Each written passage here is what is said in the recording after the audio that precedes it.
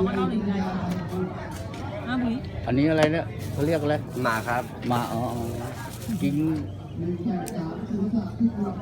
เสร็จแล้วก็เคี้ยวใส่ปากไว้เหรอ ใช่ครับรอดใช่ไหมครับ ผมไม่เอา มาครับ กินไม่เป็นคำเท่าไหร่ฮะ 10 บาทครับ 10 บาทได้กี่อัง เป็ด7 เขาเรียกหมากอะไรหมาก พลู ใช่ ครับ นี่มีอะไรอย่าง เขาเรียกปู อันนี้ใบโพลม ใบปู